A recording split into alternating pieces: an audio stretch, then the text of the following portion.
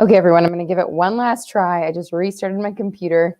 My computer is really hot and the fan is going like crazy, so I don't know. But let's just try this and hopefully it works. I'll start at the beginning of chapter 9 again. We're going to have this chapter memorized. In the witch's house. Now, of course, you want to know what happened to Edmund. He had eaten his share of the dinner, but hadn't really enjoyed it because he was thinking all the time about Turkish delight. And there's nothing that spoils the taste of good ordinary food half so much as the memory of bad magic food. And he had heard the conversation and hadn't enjoyed it much either, because he kept on thinking that the others were taking no notice of him and trying to give him the cold shoulder. They weren't, but he imagined it.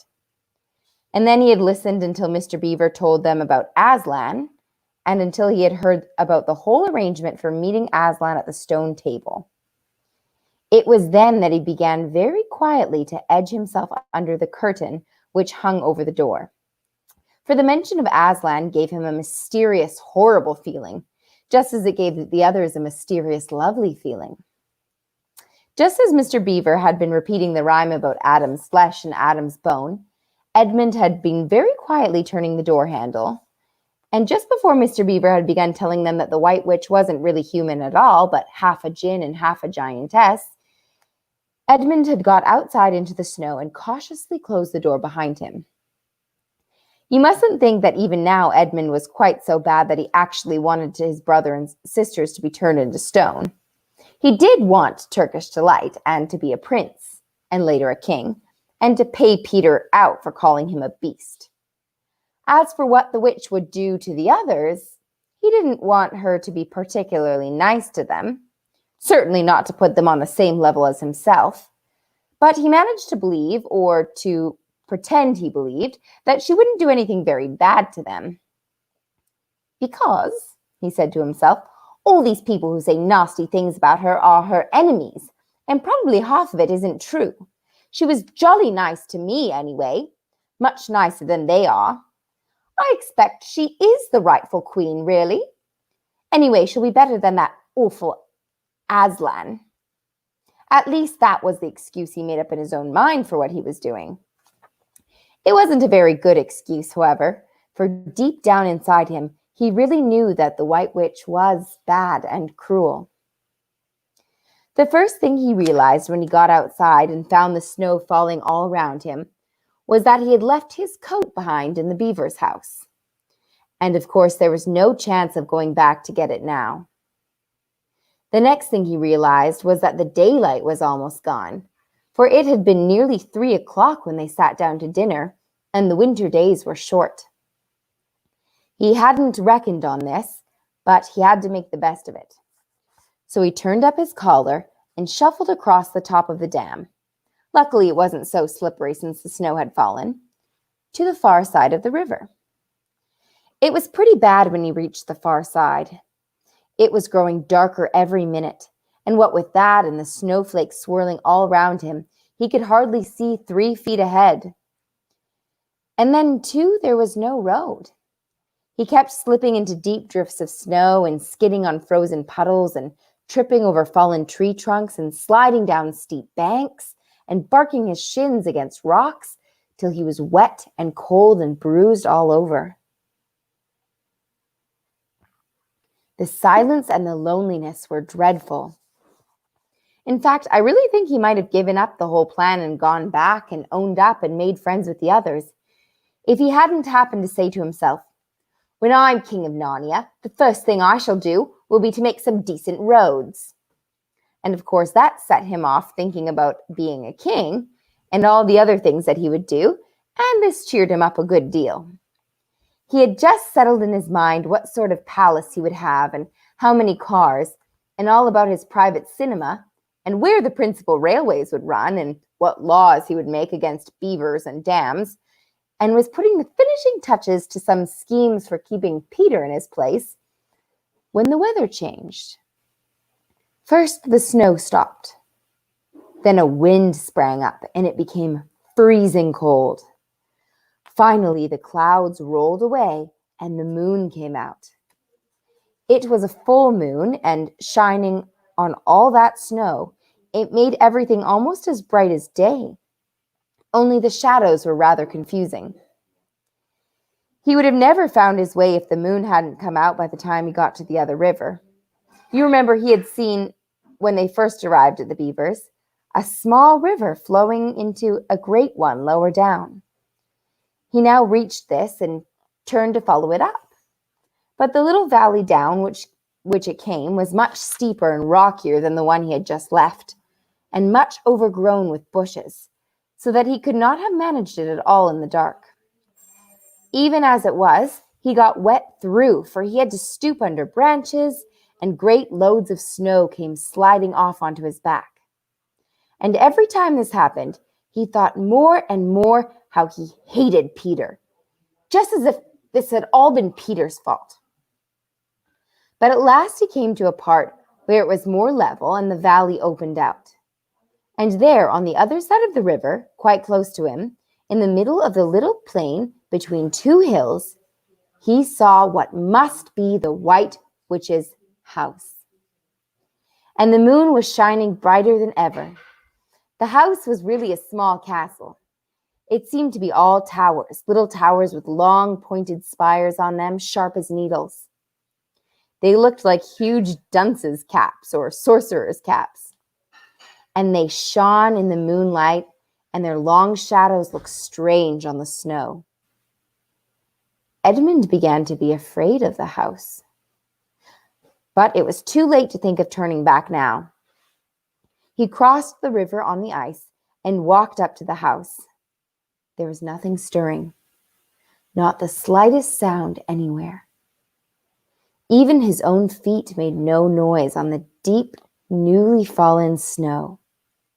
He walked on, past corner after corner of the house, and past turret after turret to find the door. He had to go right round to the far side before he found it. It was a huge arch, but the great iron gate stood wide open. Edmund crept up to the arch and looked inside into the courtyard, and there he saw a sight that nearly made his heart stop beating. Just inside the gate, with the moon shining on it, stood an enormous lion, crouched as if it was ready to spring. And Edmund stood in the shadow of the arch, afraid to go on, and afraid to go back, with his knees knocking together. He stood there so long that his teeth would have been chattering with cold, even if they'd not been chattering with fear. How long this really lasted, I don't know, but it seemed to Edmund to last for hours. Then at last he began to wonder why the lion was standing so still, for it hadn't moved 1 inch since he first set eyes on it. Edmund now ventured a little nearer, still keeping in the shadow of the arch as much as he could. He now saw from the way the lion was standing that it couldn't have been looking at him at all. But supposing it turns its head, thought Edmund. In fact, it was staring at something else, namely a little dwarf who stood with its back to it about 4 feet away. Aha, thought Edmund. When it springs at the dwarf, then it will be my chance to escape. But still the lion never moved, nor did the dwarf. And now at last Edmund remembered what the others had said about the White Witch turning people into stone. Perhaps this was only a stone lion. And as soon as he thought of that, he noticed that the lion's back and the top of its head were covered with snow. Of course it must only be a statue. No living animal would have let itself get covered with snow. Then very slowly, and with his heart beating as if it would burst, Edmund ventured to go up to the lion. Even now he hardly dared to touch it, but at last he put out his hand very quickly and did. It was cold stone. He had been frightened of a mere statue. The relief which Edmund felt was so great that in spite of the cold, he suddenly got warm all over, right down to his toes. And at the same time there came into his head what seemed a perfectly lovely idea. Probably, he thought, this is the great lion Aslan that they were all talking about. She's caught him already and turned him into stone. So that's the end of all their fine ideas about him. Puh! Who's afraid of Aslan? And he stood there gloating over the stone lion, and presently he did something very silly and childish. He took a stump of lead pencil out of his pocket and scribbled a mustache on the lion's upper lip, and then a pair of spectacles on its eyes. Then he said, "Yeah, silly old Aslan. How do you like being a stone? You thought yourself mighty fine, didn't you?" But in spite of the scribbles on it, the face of the great stone beast still looked so terrible and sad and noble, staring up in the moonlight, that Edmund didn't really get any fun out of jeering at it. He turned away and began to cross the courtyard. As he got into the middle of it, he saw that there were dozens of statues all about, standing here and there, rather as the pieces stand on a chessboard when it is halfway through the game. There were stone satyrs and stone wolves and bears and foxes and catamountains of stone. There were lovely stone shapes that looked like women, but who were really the spirits of trees. There was a great shape of a centaur and a winged horse and a long lithe creature that Edmund took to be a dragon. They all looked so strange there, perfectly lifelike, and also perfectly still, in the bright, cold moonlight, that it was eerie work crossing the courtyard.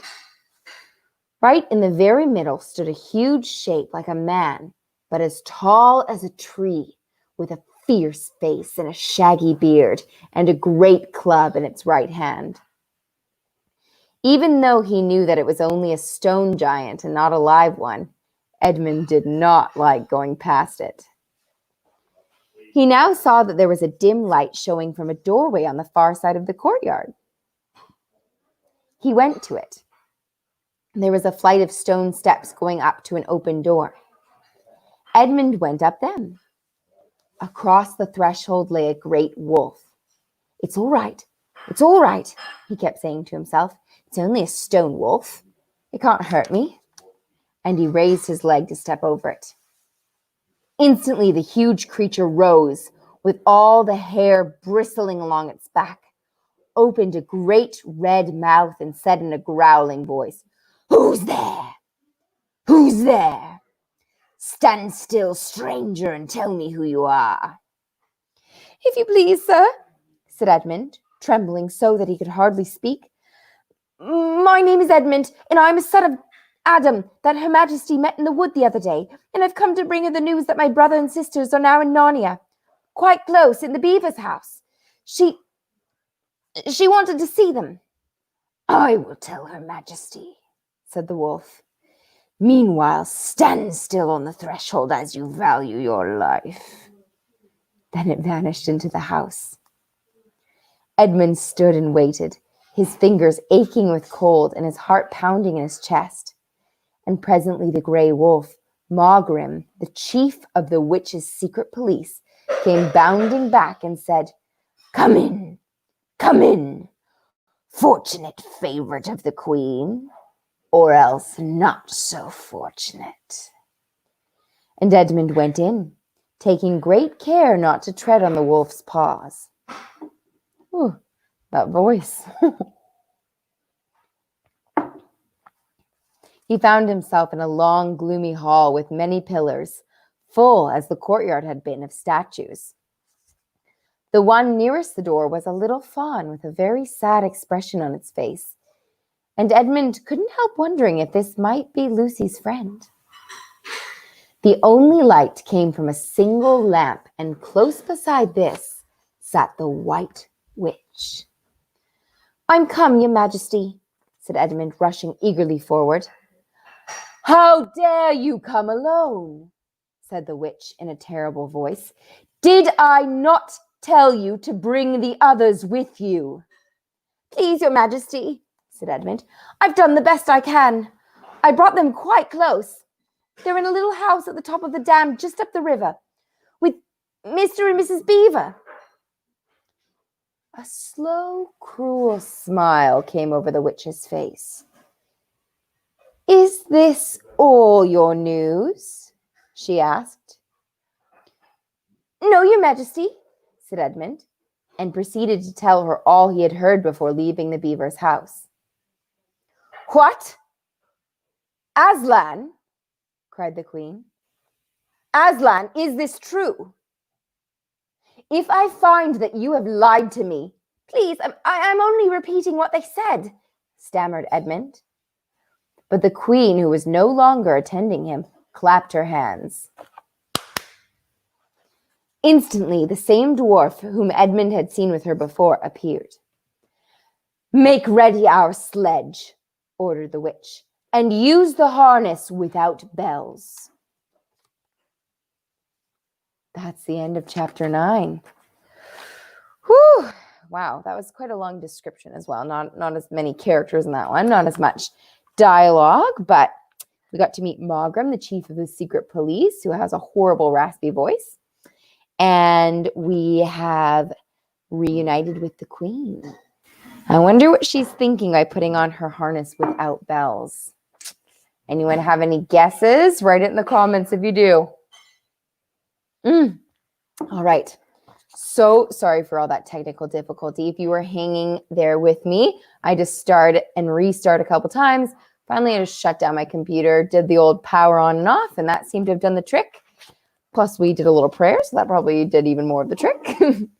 But here we are, finished chapter 9, going on to chapter 10 tomorrow. So same time, Lord willing, 7:30.